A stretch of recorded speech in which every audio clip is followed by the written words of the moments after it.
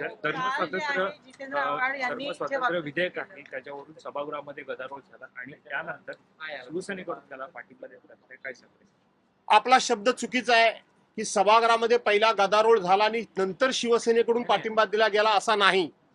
तर मुख्यमंत्र्यांनी हे विधेयक धर्मसंरक्षण विधेयक मांडल्याबरोबर शिवसेनेची भूमिका म्हणून मी त्याला पाठिंबा दर्शवलेला आहे.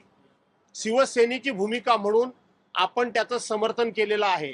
कारण समर्थन करताना सरकारची लबाडी त्या विधेयकातून माझ्या लक्षात तात्काळ आली होती.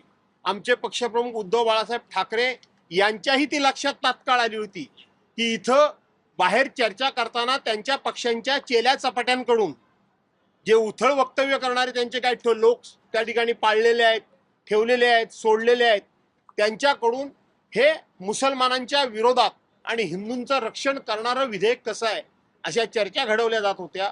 परंतु प्रत्यक्षपणे बिलामध्ये तशा प्रकारचा कुठंही उल्लेख नाही, तसं प्रावधान नाही.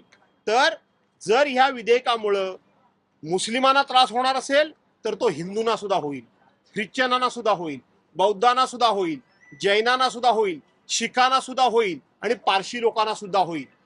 सर्वांनाच तो त्रास होणार आहे.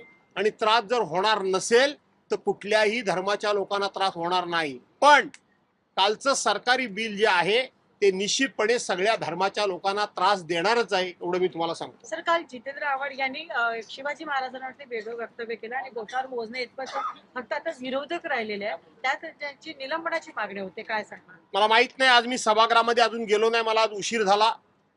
परंतु काल जितेंद्र आव्हाड बोलत असताना जितेंद्र आव्हाडांकडून एक शब्द चुकीचा गेला, तो जायला नको होता. त्याचं मी समर्थन करणार नाही. तो शब्द जायला नको होता. मी त्याच वेळेला त्यांना त्या संदर्भामध्ये माफी मागायला सांगत होतो. परंतु जो सत्ताधारी पक्षाला जे अपेक्षित होतं त्यांना ह्या विधेयकाच्या माध्यमातून या सभागृहामध्ये हिंदू मुस्लिम अशा प्रकारची राडेबाजी करायची होती, अशा प्रकारचा कुठेतरी वाद निर्माण करायचा होता, त्यांना ती संधी मिळाली. त्यांना ती संधी मिळू नये म्हणून अगोदर मी जे केलेलं भाषण होतं त्या भाषणातून ह्या विधेयकाला आपण समर्थन देऊन त्यांचा हा त्या ठिकाणी लढा उभारण्याचा हुकमाचा पत्ता होता, तोच आपण खेचून घेतला होता.